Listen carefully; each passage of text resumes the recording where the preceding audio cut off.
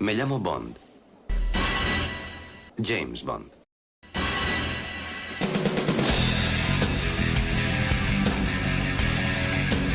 Hola, soy Alberto López, alias Clark en los foros. Este es el programa número 24 del podcast temático de Archivo 007, donde veremos todo lo que hay que saber sobre las diferentes versiones infantiles de James Bond. En concreto descubriremos la novela de James Bond Jr. surgida en los años 60, la serie de animación de 1991 y las recientes novelas del joven James Bond.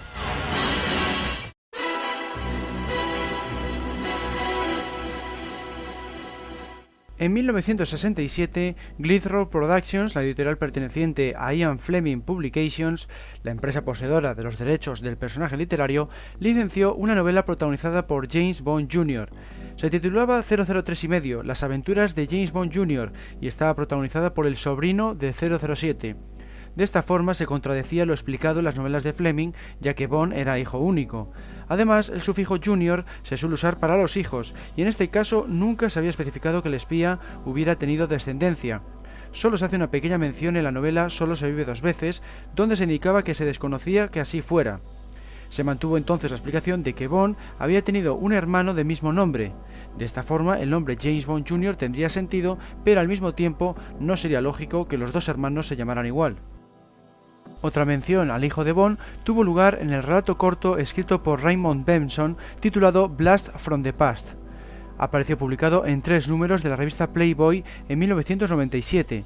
Se trataba de una secuela directa de Solo se vive dos veces, pero al mismo tiempo rompe la cronología de todas las demás historias de Bond del propio Benson o de John Garner.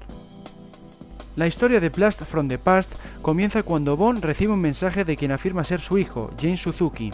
Este nombre procede de la biografía no autorizada de John Pearson y se explica como el fruto de la relación del espía con Kissy Suzuki, la chica de Solo se vive dos veces, quien falleció más tarde de cáncer de ovarios. James Suzuki le pide que acuda a Nueva York con urgencia. Cuando Bond llega, le encuentra muerto. Con la ayuda de un agente del Servicio Secreto Británico, descubre que fue asesinado por Irma Bunt en venganza por la muerte de Blofeld. Bond se muestra sorprendido porque pensaba que Irma también había fallecido junto al poderoso villano. James Suzuki murió cuando le obligaron a ingerir jarabe de pez globo, otra referencia más a la novela Solo se vive dos veces. Una vez Bond derrota a Bunt, la victoria le resulta vacía, dado que tiene que lidiar con la pérdida de su hijo y el hecho de no haber podido compartir tiempo con él. Volviendo a 003 y medio, las aventuras de James Bond Jr. fue publicado en el Reino Unido por la editorial Jonathan Cape en 1967. Más tarde, en 1968, apareció en los Estados Unidos de la mano de Random House. La novela fue escrita bajo el seudónimo R.D. Mascot, de forma que a día de hoy se sigue sin conocer cuál era el nombre real del autor. Ni Glidrop ni Danjaq, la empresa poseedora de los derechos cinematográficos, han revelado nunca este dato, aunque algunas fuentes aseguran que es el propio Ian Fleming. Otros nombres que se barajan como posibles autores son Roald Dahl y Kingsley Amis. Roald Dahl cuenta con 2 razones que apuntan en su dirección. Por un lado, el estilo de escritura que mostró en el libro de 1975, Danny, el campeón del mundo, es similar al de James Bond Jr. Por otro lado, en 1967 se encargó de escribir el guión de la película de la franquicia Solo se vio dos veces, justo el mismo año en que se publicó 003 y medio. Kingsley Amis, por su parte, no posee un estilo literario que se asemeje demasiado al de la obra que nos ocupa, pero se cree que pudo ser él porque también usó un seudónimo cuando escribió la novela de James Bond, Coronel Sun. Por tanto, al igual que Roald Dahl, posee 2 razones para alzarse con la autoría. Ha utilizado seudónimos en otras ocasiones y fue uno de los elegidos para desarrollar nuevas historias sobre 007. Un tercer autor en el que siempre se ha pensado es Arthur Calder Marshall, dado que escribió varios libros similares, tanto en estilo como en descripciones de personajes y ambientes. En concreto, La magia de mi juventud, de 1951, y El chico escarlata, de 1961, guardan bastante parecido. Las siglas RD también apuntan a Arthur porque la abreviatura de su nombre es Artie, lo que se parece al deletreo en inglés de RD. Por último, se ha mencionado también a Peter Fleming, el hermano de Ian, e incluso a su hijo, Nicole Fleming. Cambiando de tercio, en 1966, Harry Saltzman, el coproductor de las películas, anunció que iba a realizar una serie de televisión protagonizada por un niño de 10 años que lucharía contra Spectra.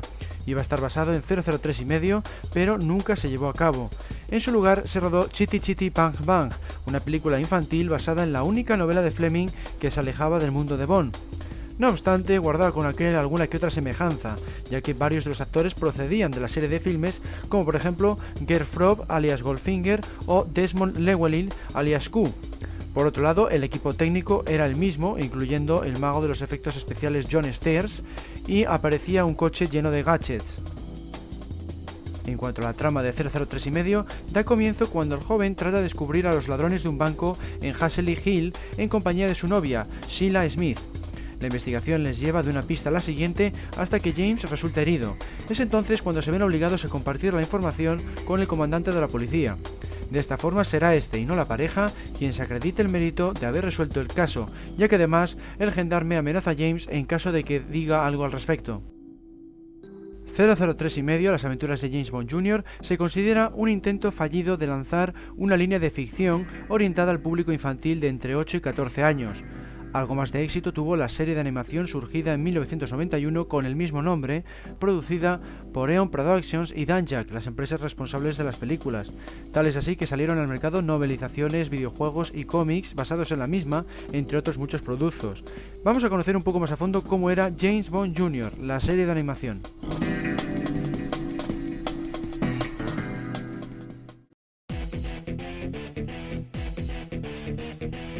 James Bond Jr. fue producida por Murakami Wolf Svensson, Danjaq y United Artists en colaboración con RLR Associates.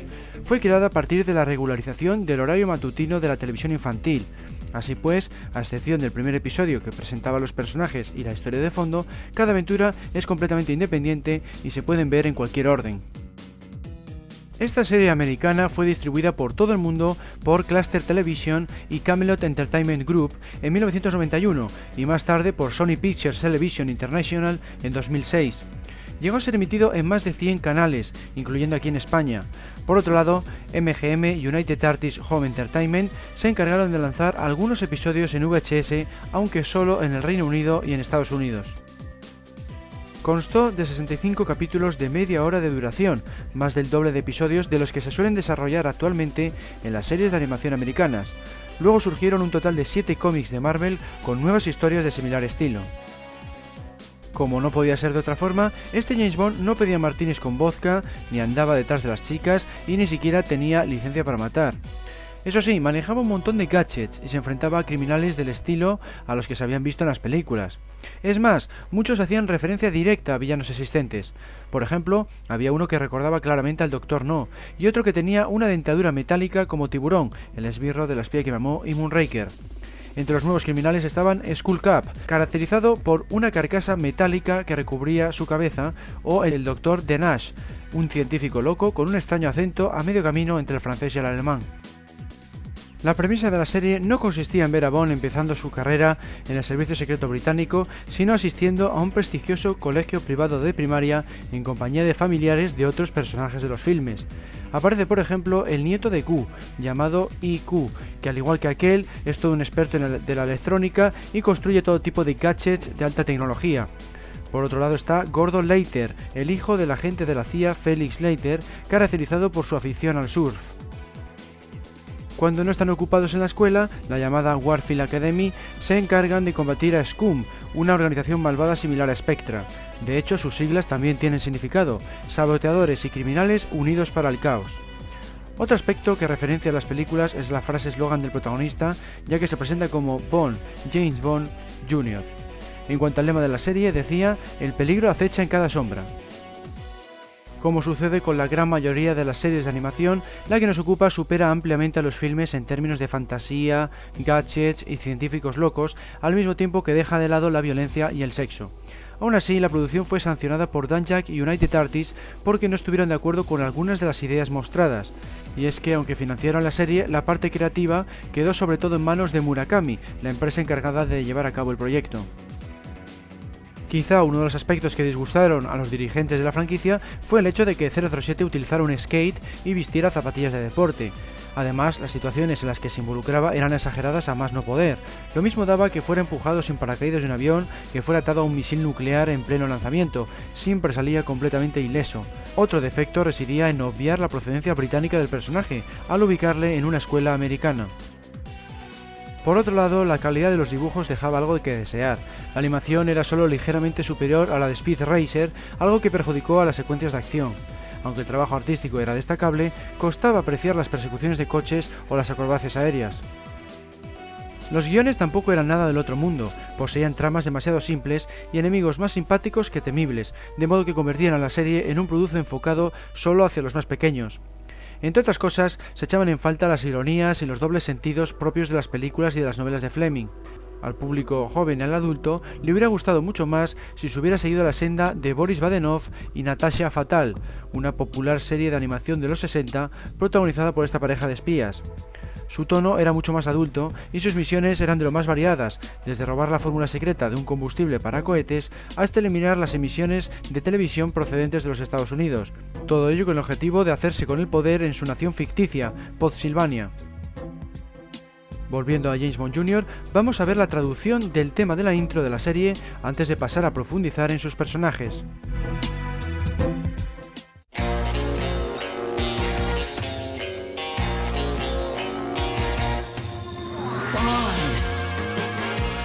James Bond Jr. No one can stop him, but scum always tries. Young Bond cuts through each web of spies. He learned the game from his Uncle James. Now he's heir to the name. James Bond! James Bond Jr. Look out, he's coming through. He's got a job to do while he rescues the girl. James Bond Jr. chases scum around the world. Bond, James Bond Jr. Nadie puede detenerle aunque Scum siempre lo intente. El joven Bond atraviesa una red de espías, aprendió el juego de su tío James, ahora hereda el nombre, Bond, James Bond Jr. Atento que viene, tiene trabajo que hacer, mientras rescata a la chica, James Bond Jr. persigue a Scum por todo el mundo. Entre los personajes habituales de la serie, aparte de Bond y sus amigos, están Trevor Nosworthy y dos miembros del profesorado. Aparecen en casi todos los episodios. No obstante, en cada aventura James solo cuenta con la compañía de 2 o 3 de sus amigos, dejando a los demás en Warfield para desarrollar una trama secundaria. Esta suele tener que ver con los intentos fallidos de Trevor de meter a Bond en problemas. Veamos ahora una breve descripción de cada uno de estos personajes. James Bond Jr., doblado en la versión original por Corey Barton, es el sobrino de James Bond y protagonista absoluto de la serie. Asiste a la Warfield Academy, donde tiene un puñado de amigos que le ayudan en sus misiones. El romance aparece ocasionalmente de la mano de Tracy Milbanks. Horace Woodroy III, doblado en la versión original por Jeff Bennett, es llamado IQ. Es un científico genial y uno de los mejores amigos de Bond. Inteligente, avispado y lógico, es el responsable de desarrollar y construir los muchos artefactos y gadgets que ayudan a Bond a derrotar a los agentes de Scum. La serie le describe como el nieto de Q, el inventor visto en las películas bajo el rostro del actor británico Desmond Llewellyn. Curiosamente se le llama por error Ike en la versión italiana. Tracy Milbanks, doblada por Mona Marshall, es la hija del director de la academia, Bradford Milbanks, y una de las amigas más cercanas de James. De hecho, le suele acompañar en sus misiones. Gordon Leiter, más conocido como Gordo, es doblado por Jan Rapson y viene a ser el hijo de Felix Leiter, el agente de la CIA que ayudó a Bond en varias de sus cintas. Es representado como un chaval rubio, fuerte e inofensivo, así como mantiene una estrecha amistad con James. Phoebe Farragut, doblada por Jennifer Darling, es la mejor amiga de Tracy y la hija de un rico empresario. Phoebe no oculta sus sentimientos hacia James, pero nunca son recíprocos. Trevor Nosworthy IV, doblado por Simon Templeman, es el antagonista de Bond en la academia. Procede de una familia adinerada y siempre se le muestra empeñado en desenmascarar a James para meterle en un lío y así que le expulsen de Warfield. Sin embargo, le suele salir el tiro por la culata con desagradables consecuencias. Bradford Milbanks, doblado por Julian Holloway, es un antiguo oficial de la Fuerza Aérea Real, es el padre de Tracy y director de la academia. Barton Buddy Mitchell, doblado por Brian Stokes Mitchell, es un antiguo agente del FBI y socio de 007 que en la academia ejerce de profesor de gimnasia. A menudo arriesga su trabajo para ayudar a James. James Bond Jr. trajo consigo toda una nueva oleada de merchandising. Entre los artículos se podían encontrar cómics y novelas cuyo estilo era idéntico al de la serie. Es más, prácticamente se podían considerar storyboards sacados directamente de los capítulos televisivos. Por tanto, carecían de novedades y volvían a estar destinados al público infantil de hasta 9 o 10 años de edad. Por encima de esa cifra, resultaban más apropiadas las novelas originales de Ian Fleming, dado que no son tan violentas como las películas, las escenas de sexo son insignificantes en comparación con los estándares actuales, la prosa es elegante y la trama es de lo más satisfactoria, incluso ahora que ya no existe ni la Guerra Fría ni el SMERS. Marvel Comics fue la encargada de llevar al personaje a las viñetas. Sacó un total de 7 números, en una época en la que la editorial lanzaba más de 100 tebeos al mes. También aparecieron figuras de acción, algunas de las cuales llegaron a las jugueterías españolas. Pero quizá el producto que más éxito cosechó fue el videojuego, que contó con versiones para las consolas NES y Super Nintendo. Salió al mercado varios meses después de que se emitiera la serie, concretamente en junio de 1992. La versión para NES fue desarrollada por Eurocom, mientras que Grey Matter se encargó de la de Super Nintendo. El publicador fue THQ, que en aquel entonces también se dedicaba a fabricar juguetes. No fue hasta 1994 cuando se centró únicamente en los videojuegos, un negocio que sigue ejerciendo en la actualidad. Eso sí, nunca más se volvió a encargar de la franquicia de 007. Quizá fue debido a que no alcanzó la cota de calidad deseada por los productores de la franquicia. En el ámbito técnico, contaba con unos gráficos que no destacaban respecto a otros juegos de la competencia. Se podía decir que se situaba en la media de la época. En jugabilidad carecía de novedades, desaprovechando así una licencia que podía haber dado mucho más juego y nunca mejor dicho. Las diferencias entre ambas versiones eran más que notables. Mientras que el juego de NES era de plataformas y puzzles, el de Super Nintendo era un arcade en toda regla, en el que no solo se evitaron los puzzles, sino que además se incluyeron niveles de disparo a bordo de vehículos. Curiosamente, ambos partían del mismo argumento. La trama daba comienzo con la desaparición de varios científicos de todo el mundo. James Bond Jr. debe acudir en su rescate. Los informes de inteligencia revelan que la organización criminal Scum les ha secuestrado en una fortaleza ubicada en una isla del Caribe. El protagonista deberá superar 4 misiones para salvarles y detener así los planes de los villanos. Entre las acciones más espectaculares que llevará a cabo está la desactivación de misiles justo antes de que sean lanzados, el robo de los planos del llamado dispositivo de dominación mundial y la lucha contra los agentes enemigos. James Bond Jr. también deberá hacerse con armas y escudos, beber una poción especial que le transformaba en hombre lobo y utilizar un jetpack para afrontar batallas aéreas. La mayor pega en ambas versiones residía en que no disponía de opción para guardar partida, algo por otra parte habitual en esa época, a excepción de por ejemplo algunos juegos de rol. No obstante, tampoco eran tan largos como los videojuegos actuales. La versión de NES contaba con tan solo 8 niveles, mientras que la de Super Nintendo se componía de 6 fases. En comparación con otros videojuegos de 007, James Bond Jr. no es de los peores, es bastante aceptable, con un buen acabado en términos generales, apenas tiene bugs y muestra a los mismos personajes de la serie televisiva. Sin embargo, la jugabilidad y la calidad técnica podrían haber sido mejores, así como carece de novedades respecto a lo ya visto en infinidad de títulos. La versión de Super Nintendo es ideal para los niños dada su mecánica basada en pulsar botones con rapidez, mientras que la de NES, al contar con puzzles, puede gustar más a los jugadores jóvenes y adultos. Volviendo al ámbito televisivo, el mismo año en que se emitió la serie, 1991, se lanzó también un nuevo programa de animación por parte de Disney titulado Pato 00. Otro competidor era Pinky y el Cerebro, una serie animada creada por Steven Spielberg en la que figuraba un ratón que se veía a sí mismo como un maestro de la dominación mundial. Imitaba por tanto al clásico villano Bond. Queda claro que 007 servía de inspiración para la competencia. No era la primera vez que los dibujos animados se inspiraban en Bond. A mediados de los 60 se emitió una serie titulada La Ardilla Secreta, Agente 000, un personaje que regresó en 1993 de la mano de Hanna-Barbera en el programa Dos Perros Estúpidos. Otro producto similar, aunque de menor longevidad, fue Roger Rabbit, surgido también en torno a 1965. Las referencias a Bond también se dieron en las series de animación ya establecidas, como por ejemplo Los Picapiedra, que protagonizaron una película en 1966 titulada Un hombre llamado Picapiedra, en la que el dúo protagonista era reclutado como agentes secretos. En 1967, Tom y Jerry se convertían también en espías en El ratón de Hunger. Se mostraba a Jerry utilizando todo tipo de gadgets con motivo de robar una nevera gigantesca llena de queso de las garras del malvado Tom. Uno de los intentos más divertidos de parodiar a Bond de cara al público infantil fue Lancelot Link, chimpancé secreto. Se trataba de una serie de acción real protagonizada por varios chimpancés y un orangután.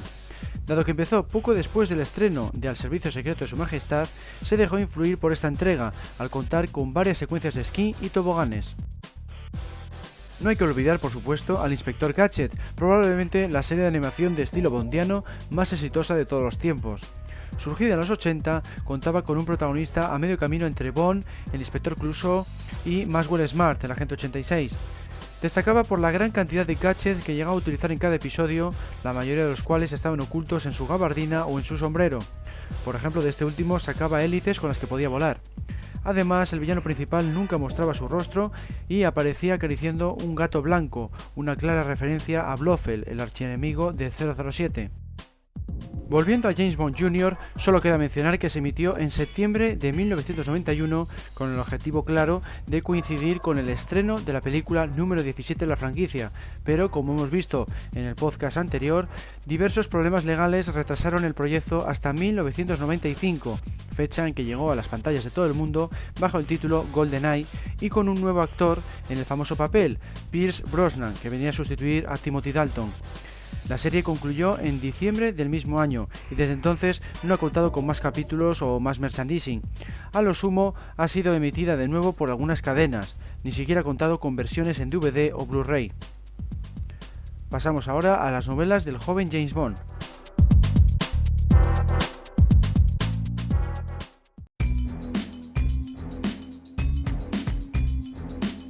Young Bond es una serie de 5 novelas para adolescentes escritas por Charlie Higginson.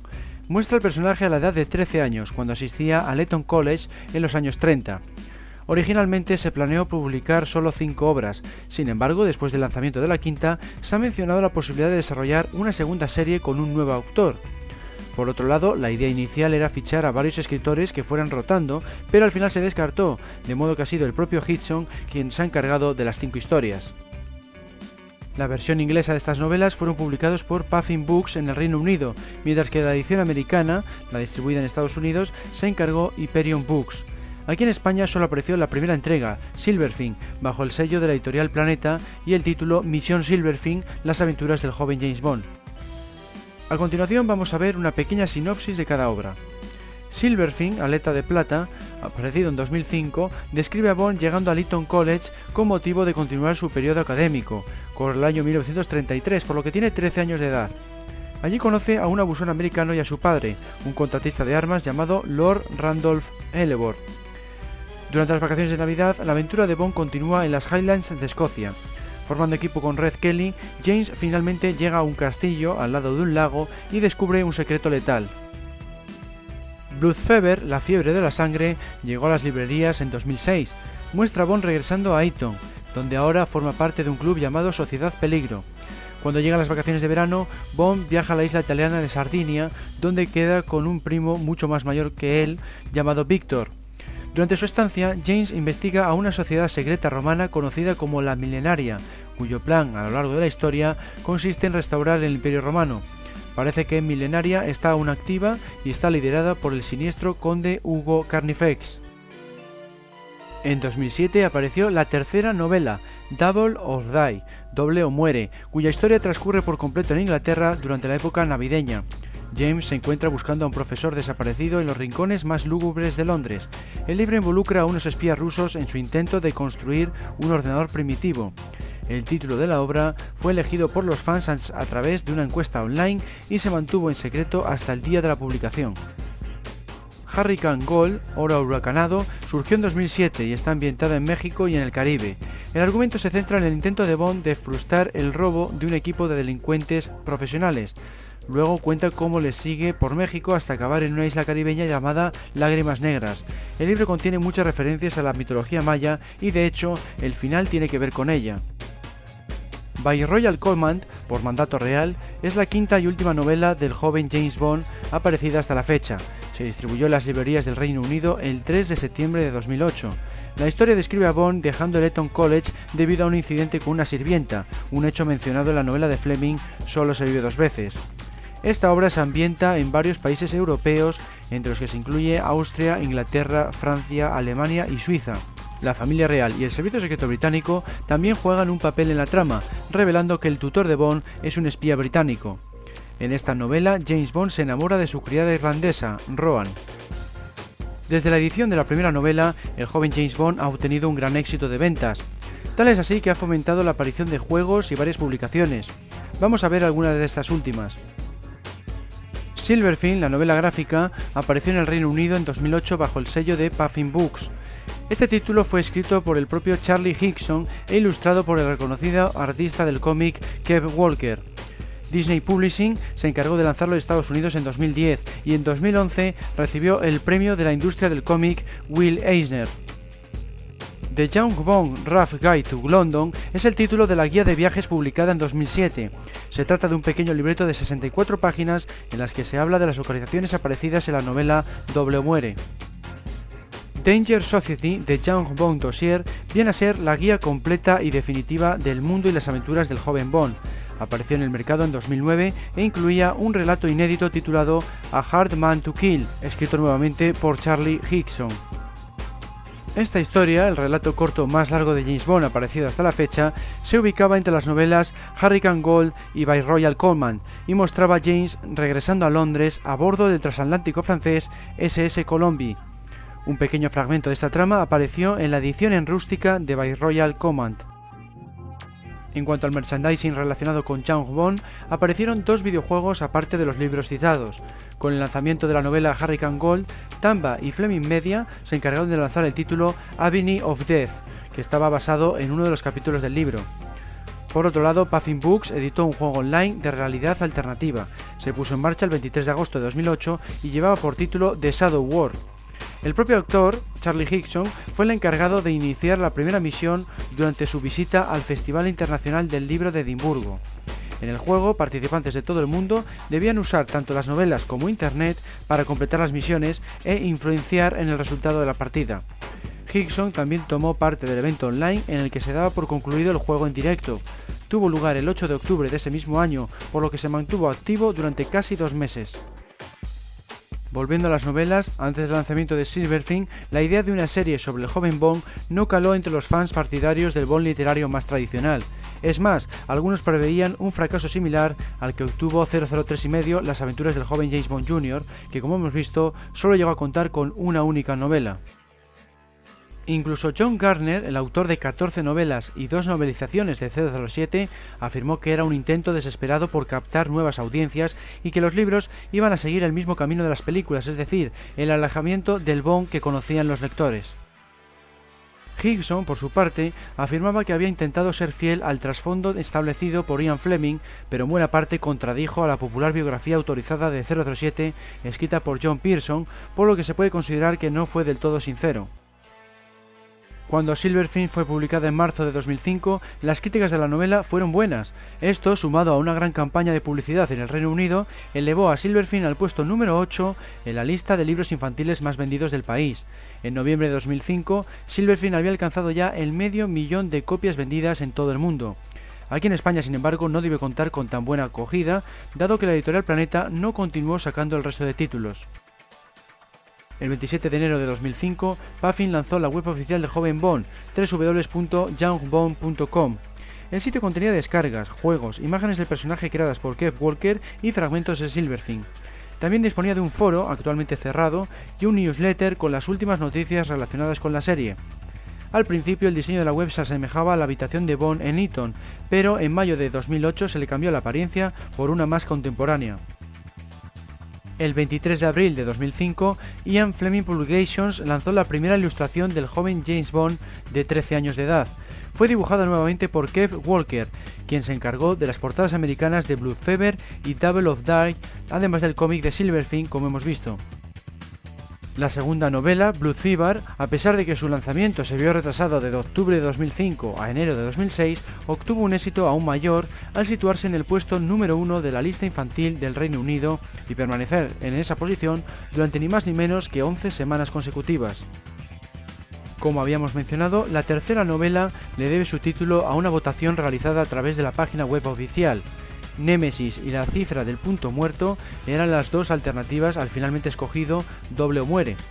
En los 3 primeros días tras su publicación alcanzó el número 2 de la lista de libros infantiles y el número 14 de la lista general de los libros más vendidos del Reino Unido. Tan solo una semana después ascendió hasta el número 1 de la lista infantil y hasta el número 12 de la lista general. En marzo de 2009, las novelas del joven Bond habían vendido más de 5 millones de copias y se habían traducido a 25 idiomas. En diciembre de 2010 aparecieron en formato ebook a través de la editorial Ian Fleming Publications. En mayo de 2011, Puffin Books sacó 2 ediciones especiales de Silverthing. La serie será lanzada de nuevo en abril de 2012 con un nuevo diseño en sus portadas. Queda claro, por tanto, que ha gozado con un éxito más que considerable en todo el mundo y especialmente, como era de esperar, en el Reino Unido. Debido al éxito cosechado tanto por Silverthing como Blood Fever, Hollywood se interesó en adaptarlas al cine. Sin embargo, Ian Fleming Publications y Charlie Hillson prefirieron publicar algunos libros más antes de considerar esa posibilidad. A día de hoy se cree que no ha sido posible porque los derechos cinematográficos de Bond residen única y exclusivamente en Tanjak, la compañía matriz de Eon Productions. No obstante, Hickson afirmó que no era debido a eso. En cualquier caso, puede sentirse orgulloso de su creación porque su joven Bond, al igual que otros agentes juveniles como Alice Ryder o Cody Banks, han fomentado la lectura entre los niños y no son pocos los que se han iniciado en el mundo de los libros gracias a sus novelas.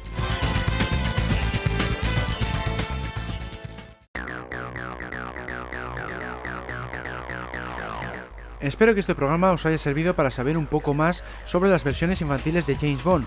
Veremos si en el futuro los productores de la franquicia o los responsables de la editorial oficial conceden nuevas licencias para producir series literarias o de animación orientadas hacia los jóvenes. Entre tanto, os animo a que escuchéis los programas anteriores. Los podéis encontrar en el menú superior Media, Audio, Podcast temático de archivo007.com. También es muy recomendable acudir a su foro para comentarles o hablar sobre cualquier otra temática relacionada con el personaje. Su dirección es www.archivo007.com/foros. Un saludo a todos y hasta la próxima.